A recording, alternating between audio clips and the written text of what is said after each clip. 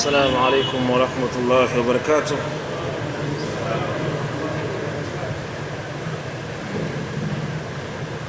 الحمد لله رب العالمين، والصلاة والسلام على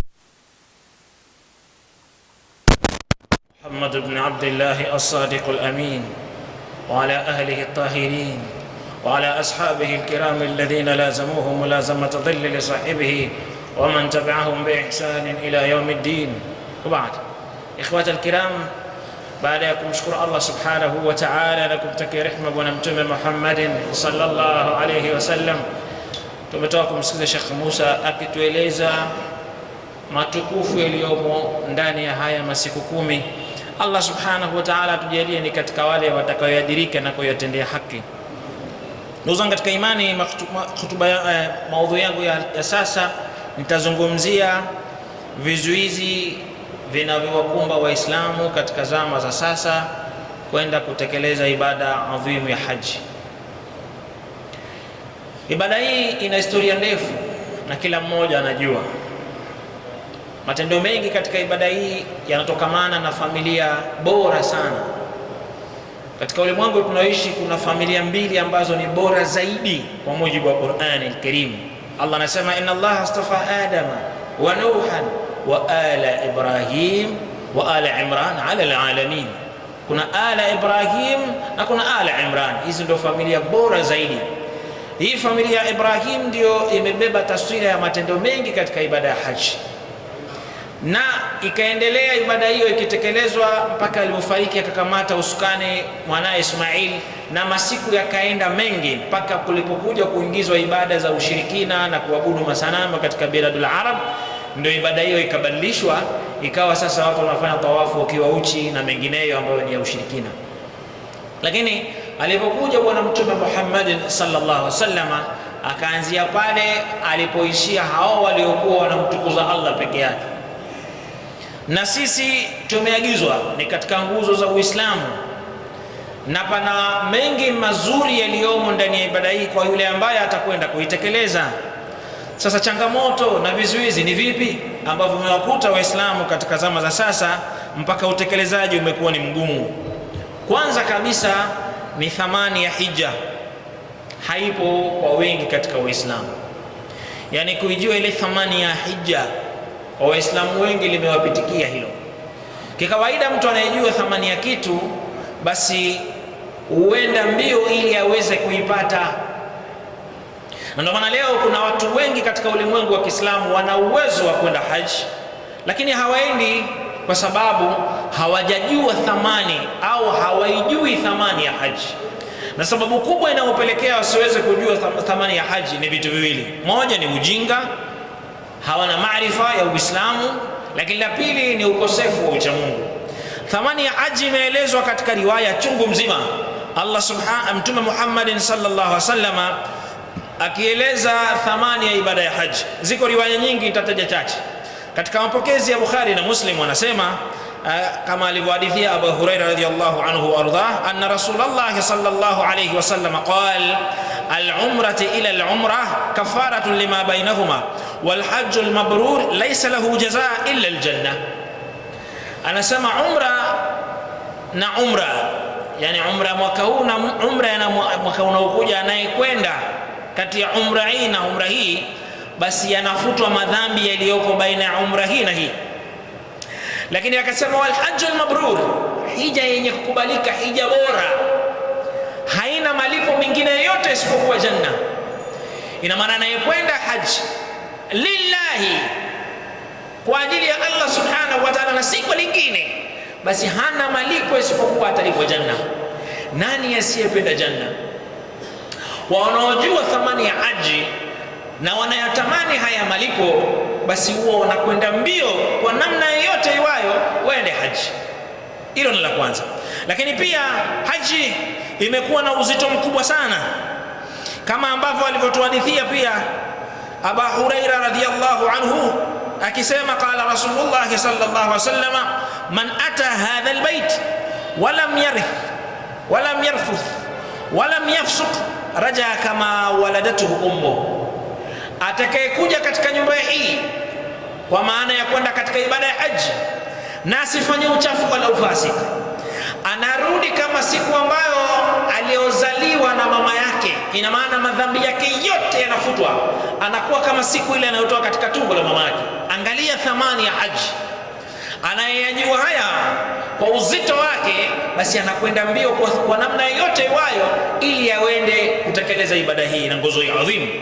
Lakini sio hivyo tu, ibada ya haji ikaja ikapewa uzito na ibada ya jihad kwa jinsia ya kike, kama ilivyopokelewa katika mapokezi ya Ummul Aisha radhiyallahu anha wa ardhah, anasema annaha qalat ya Rasulullah, nara aljihad afdal alamal afala nujahid, qala la, lakin afdal aljihad hajjun mabrur. Anasema bi Aisha kumweleza Mtume Muhammad sallallahu alayhi wasallam, tunaiona jihadi kwa wanaume ndio amali iliyokuwa bora zaidi. Je, na sisi wanawake tupigane? Akasema hapana, nyie wanawake msipigane, lakini afdalul jihad, jihadi iliyokuwa bora zaidi kwa nyinyi wanawake, hajjun mabrur, ni kwenda kutekeleza hija iliyokuwa bora kwa ajili ya Allah azza wa jalla. Kwa hiyo unaiona thamani ya ibada ya haji ilivyokuwa kubwa. Leo umma wa Kiislamu, aktharia minna, wengi katika sisi, inawezekana kabisa thamani hii hatuijui. Ndio maana hatuendi mbio ili tuweze kwenda kutekeleza ibada ya haji. Kwa hiyo na kwanza linalowafanya Waislamu wasiweze kwenda, kama ni kizuizi, ni ujinga wa kutokujua thamani ya ibada ya haji. Na kwa kuwa hatuipi thamani, ndio maana hatufanyi jitihada mbalimbali za kutuwezesha sisi kwenda kutekeleza ibada hii. Wenye kujua thamani ya mambo yao wanawekeza. Unaona Waislamu katika ulimwengu wa sasa wanatoka wanakwenda mataifa ya mbali kwenda kuangalia kombe la dunia mwezi mzima. Kama atakwenda Qatar, atakwenda Brazil, atakwenda wapi, anakwenda nawezekana na familia yake, na atatoa pesa chungu mzima aende akaone kombe la dunia, kwa sababu kwake ndio kina thamani. Anakwenda na anatoa pesa chungu mzima. Lakini huyu Muislamu inawezekana katika maisha yake haijapita hata katika akili yake kwenda kutekeleza ibada ya haji, hajui thamani yake kwa sababu ya ujinga. Lakini pia sababu nyingine ni uchamungu. Uchamungu umekuwa duni kwetu sisi, ndio maana hatusukumiki kufanya mambo ya kheri. Kwa kawaida Waislamu wakiwa na maasi mengi wanayofanya, yale maasi kana kwamba yanawazuia kufanya mambo ya kheri. Tuna mambo mengi ya kheri, lakini mtu anashindwa kufanya kwa sababu maasi yamekuwa ni mengi, yamechukua nafasi katika maisha yake mpaka anaona uzito kufanya kheri. Wapo watu katika sisi wanaotakiwa kutoa zaka na uwezo wanao, lakini anakuambia shekhe, nitatoaje wakati kipato changu cha haramu? Yani yale mambo ya haramu yanamzuia kufanya kheri na anajua kuwa ni kheri. Na kuna wapo katika sisi wana uwezo wa kwenda kufanya ibada ya haji, lakini wanashindwa kwa sababu matendo yao mema yamekuwa ni madogo kule maasi. Maasi yanawazuia kwenda kufanya ibada ya haji kwa sababu ya uzito ule wanaopata, sio kwamba uwezo hawana. Kwa hiyo wakati mwingine uchamungu unapokuwa unakosekana katika jamii ya watu, ule uasi huo unawazuia wale watu kwenda kufanya mambo ya kheri. Kwa hiyo hichi ni kizuizi katika vizuizi ambavyo vinawazuia Waislamu kwenda kutekeleza ibada ya haji. Lakini tuna vizuizi vingine ambavyo vimeukumba ulimwengu wa Kiislamu mpaka leo sasa wanashindwa kwenda kutekeleza ibada ya haji. Na kizuizi hicho ni gharama za hija. Ndugu zangu katika imani, hija leo imekuwa sasa ni biashara. Ni biashara kubwa kwa watu, na biashara ambayo haijali thamani ya hija na kuwepesishia Waislamu kwenda katika kuitekeleza ibada yenyewe. Na gharama hizi zimeanzia huko kwa wale wasimamizi wa ibada yenyewe na hawa wafanya biashara. Hatukatazi mtu kumpeleka mtu katika ibada ya haji, lakini wafanyie wepesi Waislamu wanaotaka kwenda. Leo utaambiwa katika matangazo makubwa ya watu kwenda kutekeleza ibada ya haji, wanaofanya biashara hizi wanakuambia kwamba tutakupeleka katika hoteli ya 5 star, utakuwa karibu na msikiti na mengine mazuri yenye kuvutia. Hatukatai hilo, lakini si watu wote ambao wana mamilioni ya fedha wanatakiwa waende haji. Haji haiko kwa matajiri peke yao. Angalia tangazo la mwanzo la hija, Mwenyezi Mungu ameunganisha namna ya watu kufika ibada ya haji. Anasemaje Allah? Anasema waadhin fi nnas bil haji atuka rijalan wa ala kulli dhamirin Tangazia watu ibada haji, watakujilia, wanakuja kwa wanaotembea kwa miguu, na watakuja katika kila aina ya kipandwa, wa ala kulli dhamirin, katika kila aina ya kipandwa. Tena wanafanyaje? Atina min kulli fajjin amik, wanatoka maeneo ya mbali.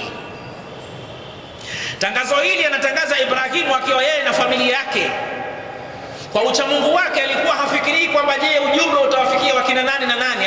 Jukumu ameambia tangaza namna ya watu kuja katika ibada haji, sio jukumu lako, ili atalisimamia Allah mwenyewe. Na akatangaza, na watu walitoka mashariki na magharibi, kusini na kaskazini, waliokuja kwa miguu na waliokuja kwa farasi na ngamia na kila aina ya kipanda, walikuja kuitikia mnada wa haji. Tangazo hili linabakia mpaka leo kwamba ibada ya haji haijajengwa kwa mazingira ya mamilioni tu, kwamba leo ukitaka kwenda haji lazima uwe na dola 8,000 cash money ndio uweze kwenda katika ibada ya haji. Kiangalia katika gharama hizo nakaribia milioni 20 za Kitanzania. Nani anaweza biashara hiyo? Watu wengine wanatamani kwenda haji, lakini mazingira hayo hayawezi. Kwa hivyo hawa wanaopanga hayo mambo, wafikiria kwamba kuna wakati mwingine wanatakiwa wafanye wepesi kwa wanaokusudia kwenda haji. Leo anayekwenda umra, si katika kipindi hichi, amepanga safari yake ya umra labda mwezi ujao wa Ramadhani au kadha, unaambiwa gharama dola 1200, haivuki 1500. Haji iweje dola 8,000? Huku kwenye umra ni dola 1500. Kuna nini katikati hapa kama gharama hayo makubwa kiwacho hichi? Basi mfanyeni grade kwamba yule ambaye anacho anataka VVIP aende kwa ndege ya gharama, aende kwenye hoteli ya 5 star, aende katika mazingira ya kitajiri, aende kila mbuzi ule kwa urefu wa kamba yake. Lakini hawa ambao wana maisha ya kati na kati, wafanyieni wepesi. Sio kila mmoja anataka kwenda kukaa kwenye 5 star. Kuna watu wanataka afike pale aishi maisha yote siku zote katika Baitul Haram akimwabudu Allah subhanahu wa ta'ala peke yake. Ndivyo sivyo? Sio lazima niende 5 star mimi. Nikifika pale nimefika na kwenda kwa ajili ya ibada, 5 star inahusu. Basi na hawa mngewatizama kwa sura hiyo. Na hata hao maskini pia wangelingalia mazingira ya kwenda katika hali yao hiyo ya kimaskini ya dola 1500 2000, ambayo mtu akijipanga akajikusanya anaweza akaipata. Si lazima wote twende kwa dola 8,000 10,000. Wanaoweza nafasi yao falillahi alhamd. Lakini hawa watu wakati na maskini, basi watengenezee mazingira ya kwenda. Hilo kwetu sisi wafanyabiashara walione imekuwa ni kizuizi kikubwa kwa watu kwenda katika ibada ya haji. Katika baadhi ya maeneo mengine, kwa watu wanaojua thamani ya haji na wanaofanyia wepesi wanakwenda, sio lazima haji kwa maskini, kwa matajiri peke yao. Nilikuwa naangalia taarifa ya mwanamke mmoja na mume wake katika ardhi ya Indonesia, wamejichanga kwa umaskini wao ni kupohe hahe, lakini wamejichanga kwa muda wa miaka 40 hija hii wamekwenda. Unaona taarifa, kuna watu wanatoka mashariki ya mbali na baskeli mwezi mzima, kwa miezi mitatu anakuja na baskeli anaingia kufanya haji. Kwa hiyo haji imekuja ina namna tofauti ya kwenda, si lazima kwa mamilioni. Ionekana leo haji ni kwa matajiri peke yao, la, haiko hivyo. Kwa hivyo hicho nacho ni kizuizi ambacho wanatakiwa watu wakitizame mara mbili, watu wafanyie wepesi, wasiokuwa nacho waweze kujikusanya, wale wana nia ya dhati waende. Lakini kwa masikitiko makubwa zaidi, kuna wakati hupatikana hizi sponsor za watu kwenda haji. Ananiambia mmoja katika wasimamizi wanaokwenda katika na mahujaji, anasema nashangaa, unakutana na mtu ile swala hajui kuswali, lakini yuko katika haji. Yani sponsor anaona huyu ndio akumpeleka, sio yule alim mcha Mungu taqi naqi tunamjua tumpeleka, kwa sababu umepita kwa rafiki yake na mshikaji wake bana, yeye yani anakwenda kama utalii vile. Ndio utashangaa utakuta mtu anakwenda haji anapiga selfie, mara abinuke hivi mara abinuke vile, mara asema maneno ya kipuuzi, unajiuliza kafikaje huyu? Sio tunaona wakina Mwijaku sijui kaendaje huyu, mbona wako wacha Mungu mnashindwa kuwapeleka? Sasa haji leo imekuwa ni maonesho. Lakini pia changamoto nyingine ambayo inawakumba Waislamu kabla ya kuingia hii ni hii baada hii ni hii mipaka iliyowekwa hii ya kijiografia. Leo watu wanashindwa kwenda katika ibada ya haji kwa sababu ya mipaka hii iliyowekwa. Waislamu sisi hatuamini katika mipaka ya kijiografia iliyochorwa na makufari, iwe ni 1884 kwa 85 katika Berlin Conference, au hiyo ilitengenezwa na Sykes-Picot na kuikata katika ardhi ya Uislamu na kujipatikana vijinti karibia 54 katika dola ile iliyokuwa dola ya Kiislamu. Hatuamini kunako hivyo. Inna hadhihi ummatakum ummatun wahid, huu umma wenu ni umma mmoja. Allah ndivyo anavyotueleza sisi, hajafungwa na mipaka ya kijiografia.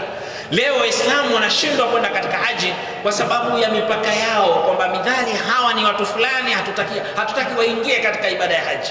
Wanataka na wana uwezo na fursa hiyo, lakini wanazuiwa kwa sababu tu ni watu wa taifa fulani. No, haji ni ya Waislamu, haijajifunga na aina yoyote ya vizuizi kama hivi. Nilikuwa naona taarifa, kuna shekhe mmoja Nigeria, siji jina lake limetoa kidogo, kazuia kwenda haji. Tumeona mwaka jana kuna watu zaidi ya 200,000 walizuiwa kwenda haji, washafika Maka, lakini hawajapewa bitaka maalumu, ambayo ya bitaka ili upate lazima kuna fedha iingie katika royal family ndio utambulikane kwamba ni haji. Wamezuiwa kuingia haji, kufanya ibada ya haji, na wako katika ardhi ya Hijaz. Hawa ni wa Misri, hawa ni wa Yemeni, hawa ni watu gani? Hivi ni vizuizi ambavyo umma wa Kiislamu haupaswi kuwa navyo na havipaswi kuwepo. Sisi hatutambuani kwa bendera za kizalendo. Waislamu hatambuani kwa mataifa yao, wanatambuana kwa itikadi yao. Kibla chao ni kimoja, kitabu chao ni kimoja, wanayemwamini ni mmoja, mtume wao ni mmoja, na kalima yao ni moja, la ilaha illa Allah Muhammadur Rasulullah, na matarajio yao ni mamoja. Wewe unaitafuta janna hapa, ndio yule wa Indonesia anaitafuta hiyo Firdausil A'la, ndio huyo wa Marekani, ndio huyo wa South Africa. Wote tumekutanishwa na itikadi moja, hatujakutanishwa na rangi zetu, wala hatujakutanishwa na mataifa yetu wala makabila yetu. Vipi watu wazuie kwenda haji kwa sababu ya mipaka ya kijiografia? Laiti kama ingekuwa si vikwazo vya mipaka, watu wangeenda haji kwa bei ndogo sana, kwa gharama nyepesi ambayo wengi katika sisi tungaiweza. Mfano, leo hawa wanaopeleka watu haji wakaamua wawe na ikhlasi, wanakusudia watu waende haji, ambayo kila siku wanalalamika kwamba namba ya watu wanaopewa kupeleka kule hata robo haifiki. Tuchukulie mfano sasa, watu wa organize na matajiri wa Kiislamu wapo na wana magari chungu mzima, kwa bana mimi nakusudia toeni gharama tu, twendeni haji. Watu wapande gari, wavuke boda kwa boda, watoke hapa waingie Kenya, wapite Somalia, waingie mpaka Egypt, Misri, then wavuke waende zao haji. Ni gharama ndogo kiasi gani? Ni watu wangapi wangeenda haji? Leo tunaona watu wanatoka hapa kwa gari wanakwenda South Africa kwenda kutizama mechi, au hayapo hayo? Iweje hilo liwezekane lakini la haji lishindikane? La haji linawezekana. Ni kusimamia, ni kukosekana mtizamo mpana katika haji, ni kukosekana mawazo huru katika haji ya kuwapeleka watu waende kutekeleza ibada hii adhimu. Lakini kwenye mambo ya batili inawezekana. Watu wana organize, wanachukua magari, wanakwenda zao South Africa kwenda kutizama mechi ya dakika 90 basi. Lakini leo haji inashindikana vipi? Kwamba watu wana magari yao chungu mzima, Waislamu kwa matajiri wengi sana ndio wasafirishaji wakubwa wa magari. Bana Abudi au nani, toeni magari watu waende haji, changieni shilingi ngapi? Basi kila mmoja atoe 600,000 au 700,000 au milioni kwenda na kurudi, tutakusubirieni Misri, nendeni kisha mrudi turudi. Linawezekana, lakini hilo pia limeshindikana kwa sababu hao wenye nacho hawajui thamani ya kusimama kwa mali zao kwa ajili ya Uislamu. Katoa kuzungumza Sheikh Musa hapa kwamba watu kwa neema ya mali walioipata watumie Uislamu, wauenzi Uislamu, watumie mali yao kwa ajili ya Uislamu. Waislamu leo matajiri hawako huko. Matajiri wanaona fahari na kushindana kuwanunua binadamu wenzao. Huyu mchezaji bana, mimi simwache bana, nitatoa milioni 800. Mimi nitapanda dau, nitatoa milioni 900. Hao ni Waislamu hao. Yaani mashindano ni kununua binadamu wenzao, si kudhamini mambo ya khairi. walimu wa madarasa wanalala na njaa, wana chochote na wanasomesha Qur'ani, lakini hakuna anayewatizama. Basi haji imefika, nyie kwa mali zenu wapeni wepesi Waislamu, toeni vipanda vyenu, watu wachangie gharama hafifu waweze kwenda zao kutekeleza ibada ya adhimu. Watu hawafanyi, lakini pia mipaka inawazuia, mambo yatakuwa ni mengi, vizuizi vinakuwa ni vingi. Kwa hiyo hii pia ni sababu kubwa ambayo inawapelekea Waislamu washindwe kuweza kutekeleza ibada ya haji. Na pointi nyingine ya mwisho ni usimamizi wa hija. Yako mengi lakini tumezungumza kwa ufupi. Usimamizi wa hija. Hija ina usimamizi wake toka inapoanza mpaka sasa hivi natakiwa ina usimamizi sahihi. Tumeona usimamizi wa kwanza uliokuwa kwa Nabii Ibrahim, kaja Ismaili, wakaja waliofuata muwahidin waliokuwa wanampokesha Allah.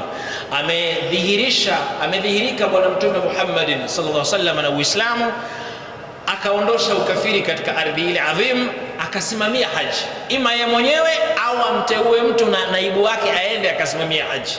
Aliteuliwa Abu Bakar Siddiq kama naibu wake aende akasimamia haji. Na Waislamu miaka yote wakati Uislamu, dola ya Kiislamu iko, usimamizi wa haji ulikuwa ni mwepesi na mzuri, na Waislamu walifika katika viwanja vya hija kwa wepesi na wepesi tena. Nitakupeni mfano. Wakati wa khilafa ya Uthmania kulitengenezwa reli kutoka Istanbul Uturuki mpaka Hijaz. Reli ile inapita treni wakati wa haji, wewe ingia na mzigo wako tu, hudaiwi 10. Wewe ingia na mzigo wako katekeleza ibada ya haji. Naam, ndivyo inavyotakiwa kuwa, na ndivyo inavyotakiwa kuwa hata zama za sasa.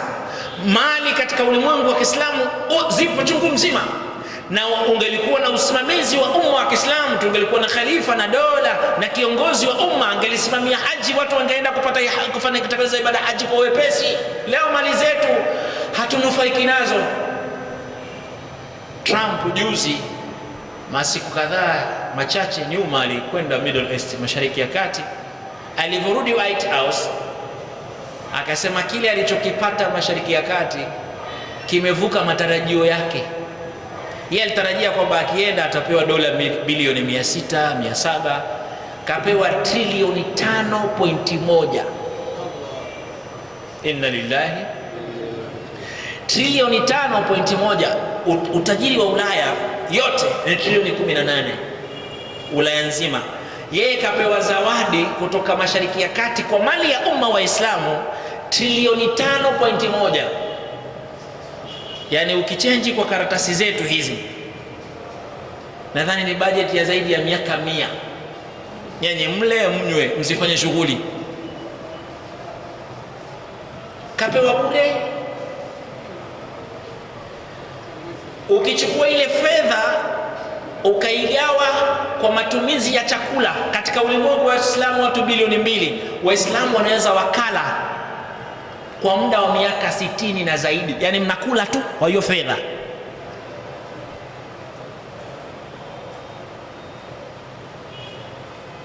Leo zinapotea. Tungelikuwa na usimamizi, maana ilikuwa ni jukumu la kiongozi wa umma ni kuchukua watu waende haji kwa gharama za mali ya umma. Waislamu, nimalizie mazungumzo yangu, tunapozungumza ile ni mali ya umma tufahamiane. Ndivyo alivyotuelekeza bwana Mtume Muhammadin. Anasema annasu shuraka ala 3, watu wanashirikiana katika mambo matatu, au katika riwaya nyingine almuslimuna shuraka ala 3, waislamu wanashirikiana katika mambo matatu. Ina maana ile ni mali ya umma. Akasemaje? fil ma wan nar wal kala, katika maji, moto na malisho. Maana yake nini? Chochote kinachotokana na maji, ile ni mali ya umma. Hiyo ni bahari, ziwa, umeme wa maji, mito, na chochote kile unachokijua kinatokana na maji, ile ni mali ya umma. Kama dola ya Kiislamu ipo inasimamia tu, lakini ni kwa maslahi ya umma basi. Wanaru, na chochote kinachotokana na moto, kinatokana na moto, kinazalisha moto, hiyo ni mali ya umma. Ndani ya maji kunatoka petroli, ile ni mali ya umma. Gesi ni moto, ni mali ya umma. Makaa ya mawe ni moto, ni mali ya umma.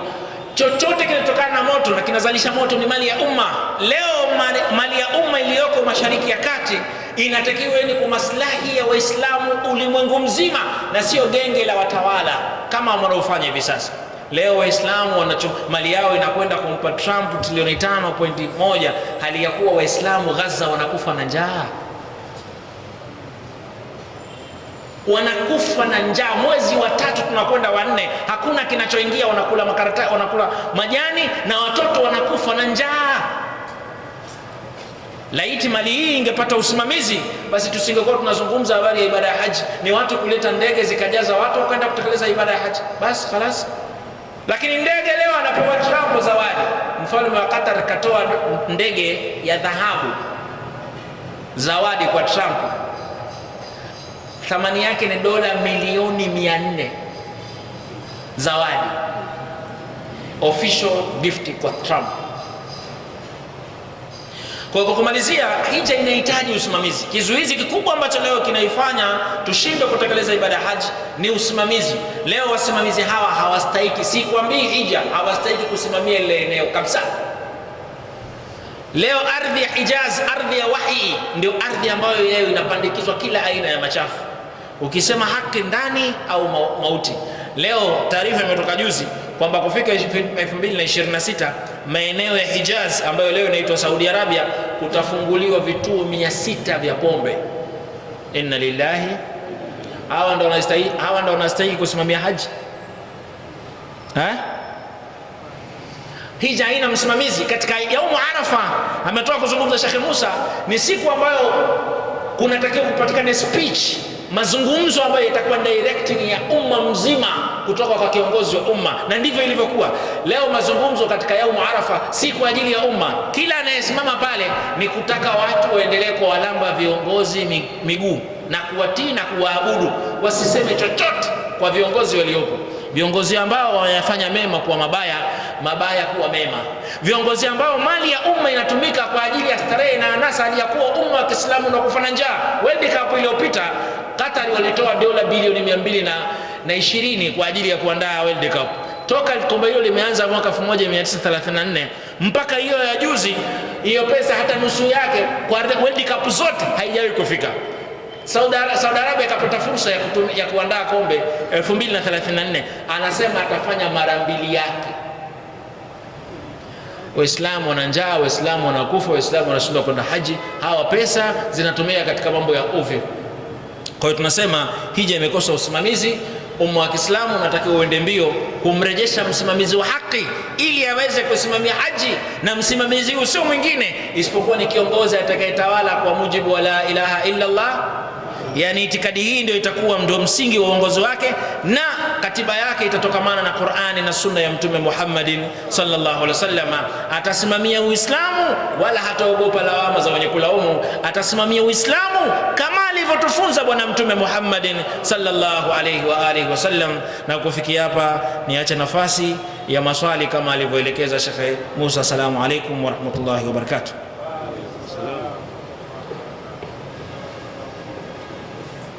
Wassalamu alhamdulillah.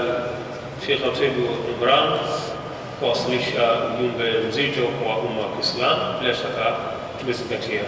Taruhusu maswali matatu ambayo tajibiwa. Baada hapo itakuwa nafasi ya dua tuweze kuelekea kwa ibada zetu.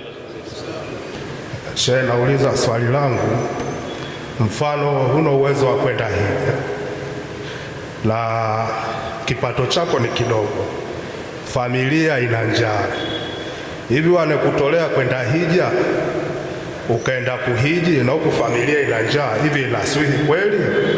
Ndio swali langu. Ni kuhusiana na haya masiku 10, tumeambiwa tarehe 9 ni Arafa. Sasa je, Arafa ziko ngapi? Kwa sababu huwa tuna tofauti. Huku kwetu tunaambiwa tuna mwezi wetu na kuna mwezi wa kimataifa.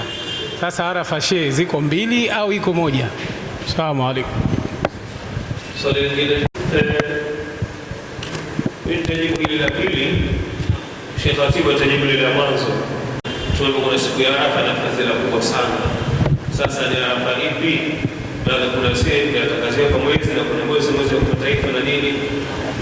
Hizi ni ikhtilafu za ulama, kwa hatuziingilii kwamba kadha na nini kuleta, na sio jambo nyeti kwa Uislamu kuanza kutumbana masala ya mwezi na ukisho na nini. Hapana, ni siku ya kufunga. Mtu anafunga kwa ajili afungi mtu ile nifunga kwa kupata mwezi wa hapa, anafunga kwa hesabu za mara kadhaa, anafunga kwa mwezi wa taifa, anafunga kwa ujira, hafungi mtu. Mambo kama haya Uislamu yasitugawe, na kila miaka ni kwa nguvu vingine. Leo kesho uone mbele tunabishana Arabu miaka yote, imani itakwisha lini? Sisi tuungane, kama wewe unafunga leo na funga basi sote tumefunga. Ujira kwa nani? Kwa Allah. Hakuna atakayemlipa mmoja mwezi kulipa sababu wenzie. Hasa masala yetu unaona tukaanza kurushana vidole, wale kesho kaza wanafaa. Hapana, hii ni ibada mfunga, funga.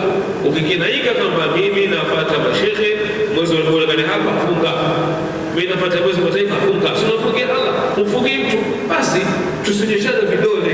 Hapo hapo tumefunga sana Uislamu. Watu wakafanya mdada na makongamano mpaka watu wakatukana. Sivyo hivi, hapana. Mwambie funga siku ya Arafa, funga. Vipi? Sikiliza la bomba kinekana katika ulama, funga basi. Lakini tusiishe fursa kukemehiana na kujishana vidole na pengine kutoana katika sala. Sheikh Khatibu ndugu yetu kauliza pale kwamba mtu amesaidiwa kwenda Maka, lakini nyumbani hali si nzuri. Hija yake inakuwaje? Kama na jambo gani inakuwaje? Fadhali. Swali zuri kwamba imetokezea akapatikana muhisani akamsaidia huyu maskini fakiri aende kutekeleza ibada ya haji na hali yake ni duni nyumbani, anafanyaje? Hapo kuna mambo mawili mpaka matatu. Haji ni faradhi na Allah amejalia kwamba kupitia mtu kapata fursa hii ya kwenda kutekeleza ibada ya haji, na amekwenda hali ya kuwa hali yake ni duni thamani, hasa katika masurufu ya kuacha nyumbani. Anafanyaje? Bila shaka huyu midhali ni maskini, na yule aliyemsaidia hatujui ni jumuiya au ni mtu binafsi, na masiku ni haji ni masiku machache. Asiwe bubu kueleza kwamba bana, pamoja na hivyo lakini hali ya nyumbani kwangu sio rafiki sana. Kwa hiyo haya masiku ya hija kama ni wiki moja au mbili, basi ingekuwa ni aula nikapata support pia kile kidogo cha kuacha nyumbani, ili niweze kwenda kutekeleza ibada hii kwa utulivu wa nafsi.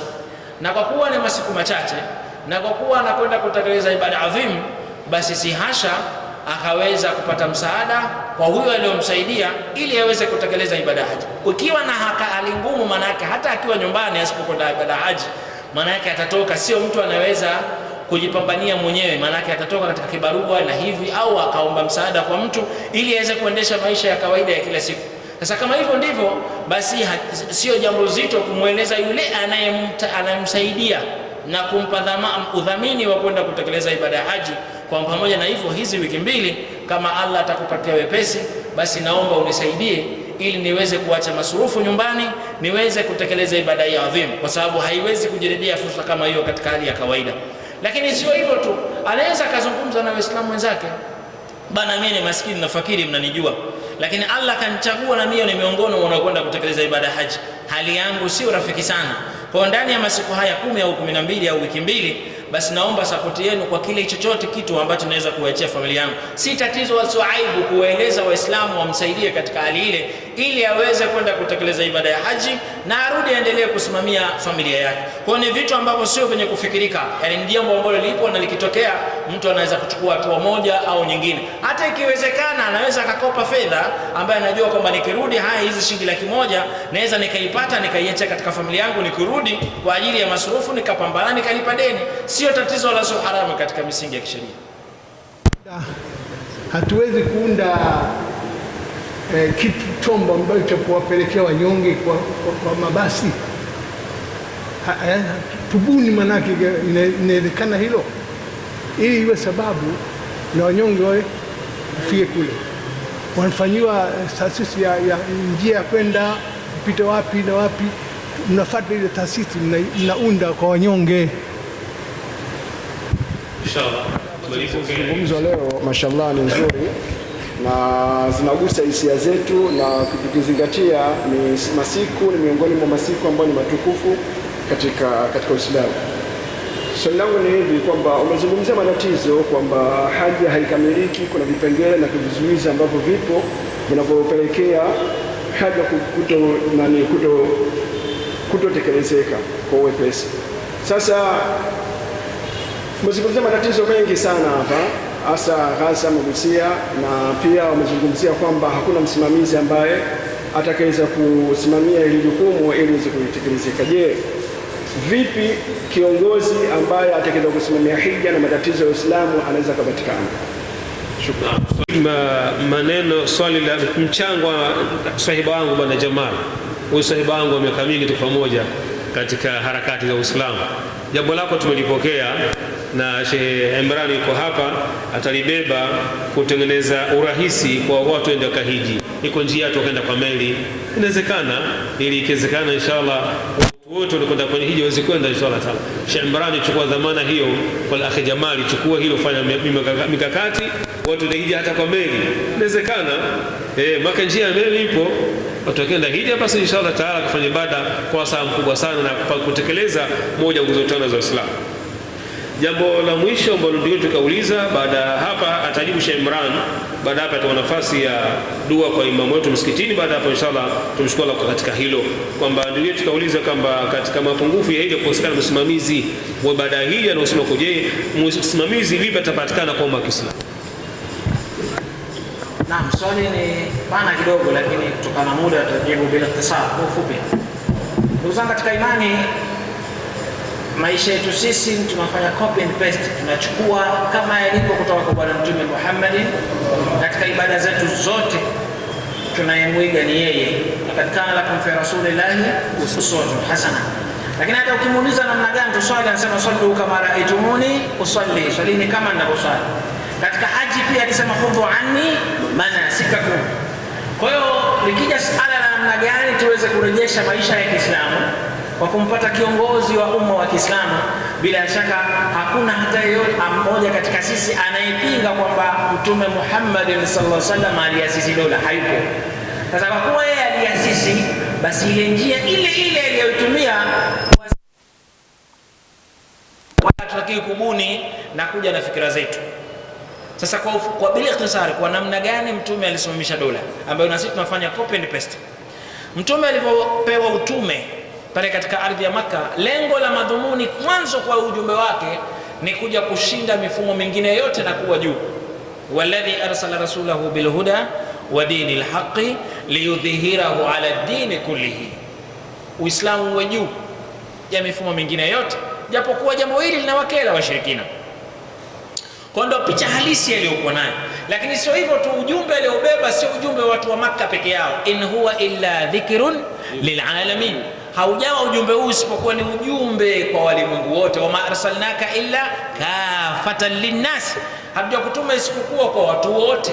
Kwa hiyo kwanza ifahamike, dola tunayozungumza ni dola ya Waislamu na binadamu wengine wote, sio eneo fulani na fulani na fulani. Na ndio maana yeye kazaliwa Maka, kakulia Maka, utume kaupata Maka, lakini sio kwa baada ya dola ianzie Maka ikaanzia Madina na kutangaa mashariki na magharibi ya dunia.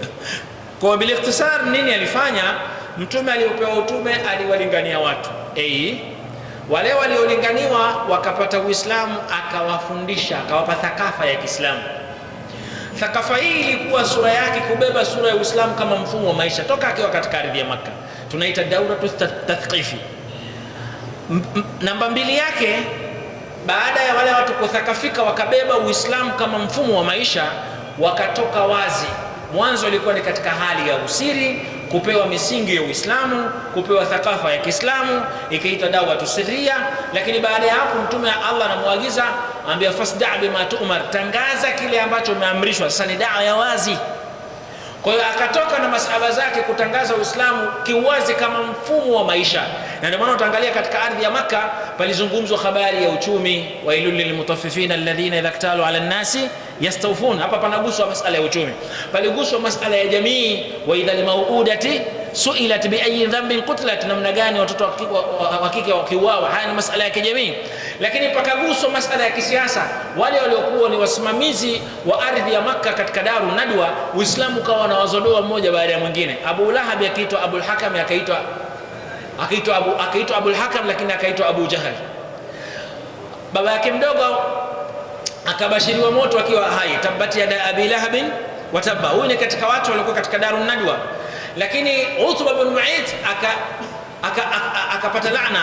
Lakini Abu Sufyan na akaonesha madhaifu yake kabla ya kusilimu kwake, akiwadhalilisha mayatima. Araita alladhi yukadhibu bid-din fadhalika alladhi yad'u al-yatim.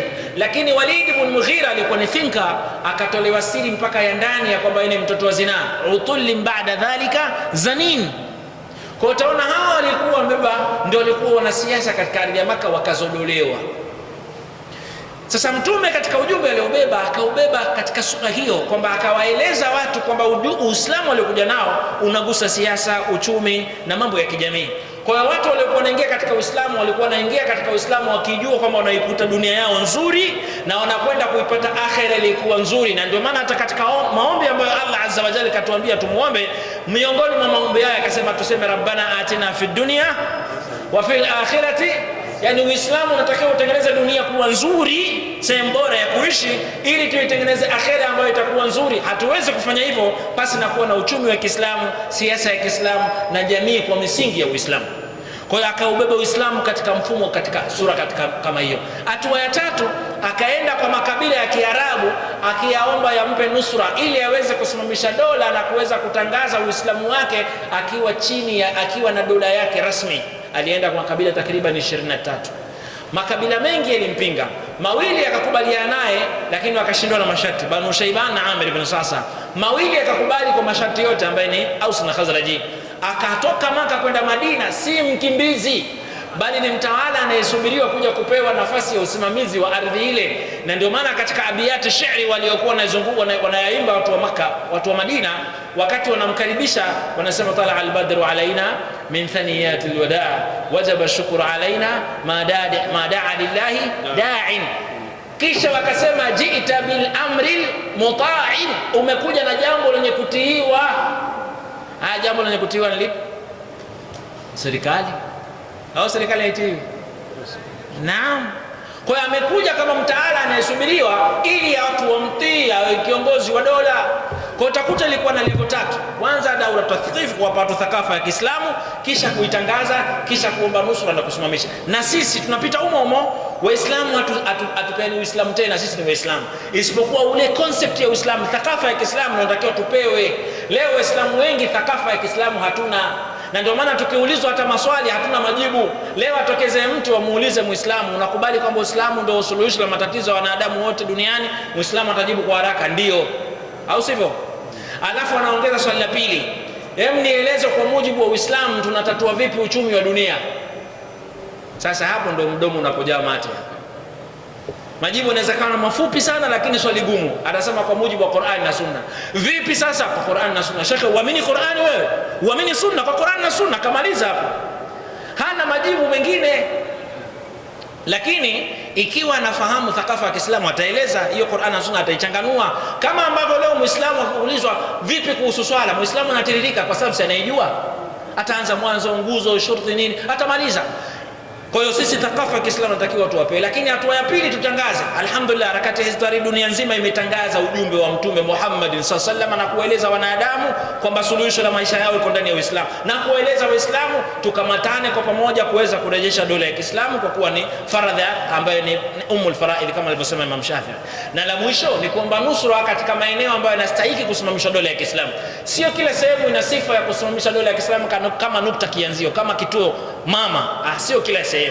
Kuna maeneo yenye sifa maalum, na maeneo hizi kwa kumalizia sifa hizi maalum ni 3 kwa 4. Ya kwanza, majority ya Waislamu eneo lile waumini Waislamu ndio wao wengi. Ya pili ni eneo ambalo lina uwezo kupambana na adui, yani wana nguvu za kijeshi. 3 ni eneo ambalo linakubali, yani lina resource, lina miundombinu na mengineyo kama hayo. Na ndivyo ilivyokuwa ardhi ya Madina. Majority walikubali Uislamu, asilimia 85, lakini pia ni watu walikuwa wana uwezo wa kupambana, lakini tatu ni eneo ambalo lilikuwa na malighafi. Kwa hiyo eneo kama hili linaweza kusimamishwa dola ya Kiislamu pale na kisha ikatangaa, na maeneo kama haya yapo katika ulimwengu wa Kiislamu kama Pakistani, Uturuki, Misri na kwingine yana sifa hizi. Kwa hiyo kwa uwezo wake Allah Subhanahu wa Ta'ala, na siku na wakati aliopanga Allah Azza wa Jalla, dola ya Kiislamu itarejea, na hivyo ndivyo alivyobashiri bwana Mtume Muhammadin sallallahu alayhi wa alihi wasallam.